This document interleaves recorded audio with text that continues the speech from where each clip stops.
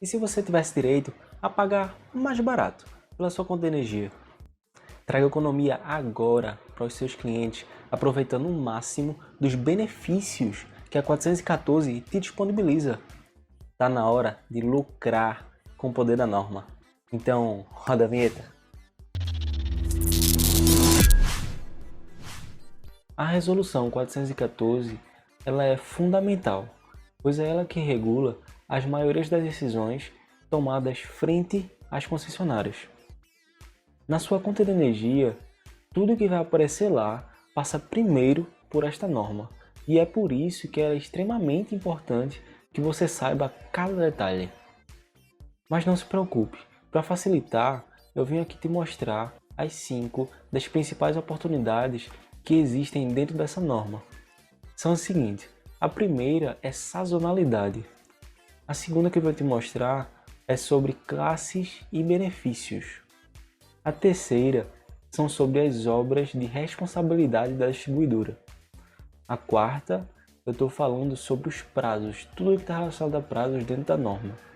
E a quinta é sobre a participação financeira do consumidor. Esta quinta tem um ouro que você não pode deixar passar. Vai ser extremamente importante para você realizar os seus projetos. Mas antes de começar a falar sobre tudo isso, deixa eu te pedir uma coisa extremamente importante. Sou Jonildo da XPN e eu tenho um conteúdo super especial para você ao fim desta aula.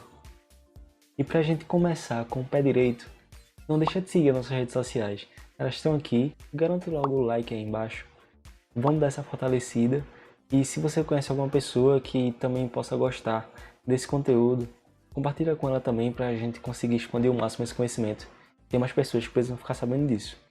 Então, tamo junto, brigadão de coração e vamos embora para a aula. Vamos começar pela sazonalidade. Primeiro, o que seria sazonalidade? Sazonalidade está associado basicamente a algum estabelecimento, algum consumidor, que ele consome energia de uma forma diferente ao longo do ano. Esse consumidor, por exemplo, vamos pensar em alguém que trabalha com agropecuária. Ele vai ter o período de baixa. Então, ele não vai consumir energia da mesma forma, de forma constante ao longo do ano. Isso vai mudar. E a distribuidora, a partir dessa norma, vai ter que buscar como abarcar essas situações. Mas não é para todo mundo. Eu vou mostrar a você exatamente como está a norma para não ficar nenhum buraco dentro dessa explicação. Sazonalidade está lá na seção 3, iniciando aqui pelo artigo 10. A sazonalidade deve ser reconhecida pela distribuidora para fins de faturamento, mediante solicitação do consumidor, observados os seguintes requisitos. O primeiro requisito seria energia elétrica destinada à atividade que utilize matéria-prima advinda diretamente de agricultura, pecuária, pesca ou ainda para fins de extração de sal ou de calcário, este destinado à agricultura. Então veja que especificamente esses tipos de consumidores é quem podem optar pela sazonalidade. Nenhum outro poderia. Outra informação extremamente importante que eu vou explicar mais à frente, mas eu vou introduzir aqui. O segundo requisito diz verificação nos 12 ciclos completos de faturamento anteriores. 12 ciclos anteriores você pode associar como os 12 meses anteriores, não necessariamente, tá? Porque ciclos não necessariamente vai ser mês, mas geralmente sim. Ao da análise de valor igual ou inferior a 20%. Grave esse número, 20%. Para a relação entre a soma dos 4 menores e a soma dos 4 maiores consumos de energia elétrica. Então veja que a gente está falando sobre consumo, tá? Os 4 menores consumos e os 4 maiores consumos dentro de todos os valores dos 12 ciclos anteriores ao atual daquele estabelecimento. Antes de me aprofundar mais aqui, vou só trazer alguns outros pontos que traz dentro de sazonalidade, que seria que a distribuidora deve verificar se permanecem as condições requeridas. Quando? A cada 12 ciclos consecutivos de faturamento. Então, sempre que passar 12 ciclos, a distribuidora deve reavaliar se a determinada unidade consumidora ainda continua ou não dentro da sazonalidade. Decorrido 12 ciclos consecutivos de faturamento, a partir da suspensão do reconhecimento da sazonalidade, o consumidor pode solicitar à distribuidora a realização de uma nova análise. Então, depois de 12 ciclos, ele pode tentar reabrir essa opção da sazonalidade, do segundo requisito. Vamos supor aqui no mês de janeiro a abril eu tive um consumo aí constante de 50 kWh e ao longo de todos os meses os menores valores foram em agosto, setembro, outubro e novembro, que são 10, 10, 5 e 5 kWh, beleza? Então como é que funcionaria esse cálculo? É simples, basta você pegar quais são os 4 maiores valores dentro desses 12 ciclos e aí você soma esses valores. Pode ver que se você somar 50 4 vezes, vai dar 200. E beleza, você tem aqui os 200. Ele vai ser a nossa referência, tá? Por isso que eu coloquei aqui como 100% na porcentagem. E quem são os 4 menores? Os 4 menores são 10 mais 10 mais 5 mais 5, ou seja, 30. Se a gente botar 30 dividido por 200, a gente vai ver que vai dar um resultado de 0,15, que é justamente 15%. Então, como esse consumidor ele estava com uma sazonalidade que está representada como um valor abaixo de 20%, 20% de quê? Dos 4 menores consumos em relação aos 4 maiores consumos dentro do ciclo de faturamento de 12 meses. Então, como ele está abaixo de 20%, isso quer dizer que ele pode entrar no critério de sazonalidade segundo este requisito. Mas lembre que tem um primeiro requisito também, que é de quem realmente pode ou não optar por isso. Nessa análise, os 200 dos 4 maiores continuam o mesmo, mas agora eu tenho 15 mais 10 mais 10 mais 15. Isso aqui dá 50. Então agora a soma dos 4 menores consumos dá 50 kWh. E como eu obtive um valor acima de 20%, quer dizer que esse estabelecimento não pode utilizar da sazonalidade. Por exemplo, vamos supor que ele estava utilizando a sazonalidade e depois de 12 meses a concessionária detectou que ele não pode mais. Então a partir desse momento ele vai ter que cancelar e só depois de 12 meses ele pode tentar de novo entrar de volta na sazonalidade. É muito interessante porque com a sazonalidade você pode escolher quando você vai utilizar determinada demanda. Então você pode escolher uma demanda para um momento do ano que você tem um funcionamento maior e uma outra demanda menor para quando você não estiver em funcionamento máximo. E assim você vai economizar no valor de demanda contratada, que é um valor caro. Vamos para o segundo tópico, que é sobre classes e benefícios. A pergunta é: quais os benefícios que a norma traz para as classes consumidoras? Mas espera aí. Primeiro, o que seriam essas classes consumidoras? Lá no artigo 53, a gente tem a informação de quais são as classes consumidoras. As classes são todas estão listadas aqui, ó. A gente tem a residencial, industrial, comércio e serviços e outras atividades, a rural, poder público, iluminação pública, serviço público e consumo próprio. Mas qual é a mais importante delas? A mais importante relacionada a benefícios é a rural. É a que a gente mais vai encontrar benefícios direcionados. Inicialmente, como eu comentei, a gente vai focar na classe rural e também nas atividades de irrigação e aquicultura. De acordo com esse decreto, enquadram-se as unidades consumidoras que desenvolvem as atividades dispostas nas seguintes subclasses. Então não adianta só ser da classe rural, tem que estar dentro desses critérios. O primeiro critério está associado ao de agropecuária. Como funciona? Primeiro tem que ser na área rural a localização e esse consumidor ele precisa estar classificado nos grupos de 01.1 a 01.6 da KNAI, que mais para frente eu vou mostrar o que seria essa KNAI. Além da KNAI, pode ser também um consumidor que tiver beneficiamento ou conservação de produtos agrícolas oriundos da mesma propriedade e fornecimento para esses dois pontos. O primeiro seria instalações elétricas de poços de captação de água, mas é muito importante dizer que é para atender finalidades que trata neste inciso, tá?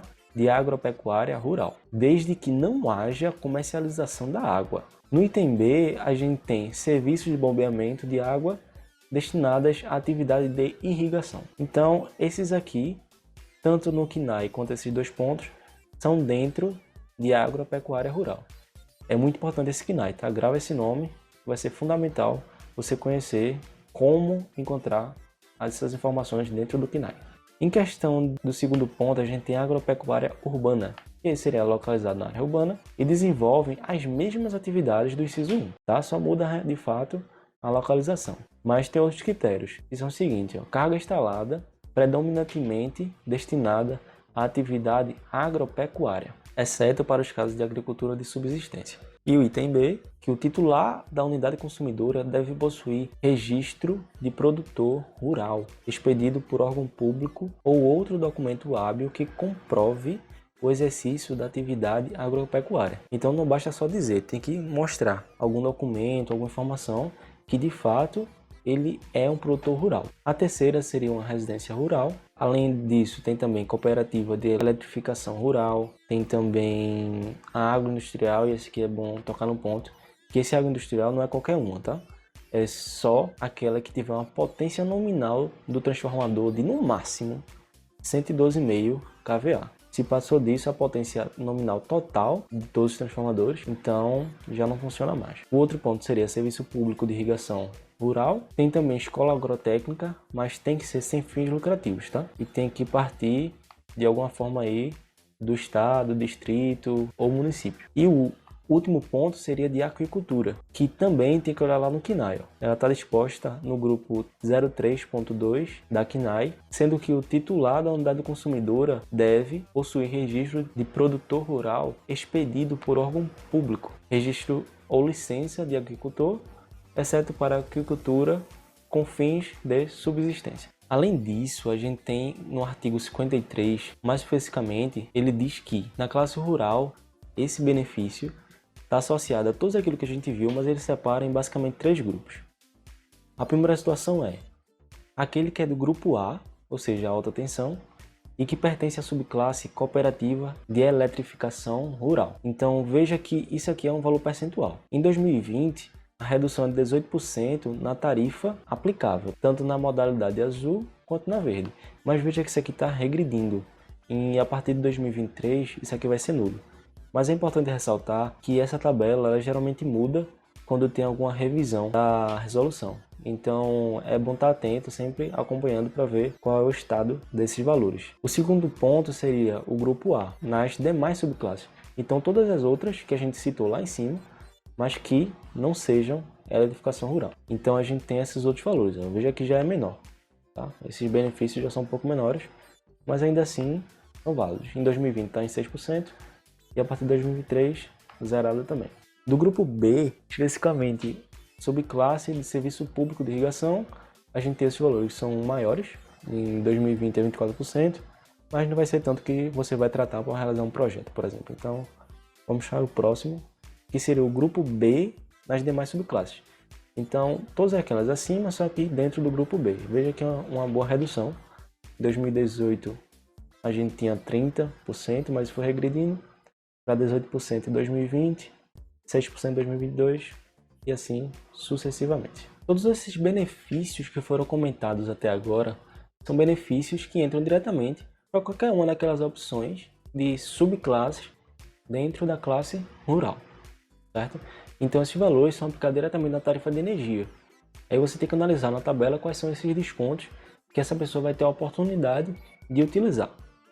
Mas especificamente para o caso da aquicultura e também de irrigação, a gente tem outros benefícios. E você vai ter que analisar direitinho e vai ter que fazer um acordo com a distribuidora. Isso também está lá na norma, eu vou te mostrar agora. Continuando aqui neste artigo 53, a gente tem que as unidades consumidoras de classe rural também têm direito ao benefício tarifário de redução nas tarifas aplicáveis ao consumo destinados à atividade de irrigação e aquicultura desenvolvidas em um período diário, veja essa parte, é muito importante, em um período diário contínuo de 8 horas e meia, de acordo com os seguintes percentuais. Então, basicamente, ele separa em regiões. Na primeira região, a gente tem o Nordeste e demais municípios da área de atuação da Superintendência de Desenvolvimento do Nordeste, a SUDENE. Nesse contexto, a gente tem que o desconto vai entrar tanto na TUSD, que é a tarifa de uso do sistema de distribuição, quanto na TE. Então na TUSD vai entrar um desconto aí de 90% para o grupo A e 90% também na tarifa de energia. Já no grupo B é 73%, tanto na TUSD quanto no TE. Mas é importante ressaltar que isso só é válido para o grupo B1 e seja da classe rural. O segundo seria Norte, Centro-Oeste e demais municípios do estado de Minas Gerais. Então nesse contexto a gente tem que no grupo A seria 80% de desconto e no grupo B 67%. E nas demais regiões, a gente tem que no grupo A seria 70%. Para as unidades consumidoras do grupo B, os benefícios tarifários previstos neste artigo devem ser concedidos, sendo vedada a aplicação cumulativa para o grupo A. Então você não pode utilizar dois benefícios para o grupo A, apenas para o grupo B. Faculta-se à distribuidora o estabelecimento de escala de horário para início mediante com o respectivo consumidor. Esse aqui é uma das opções que a concessionária vai te dar.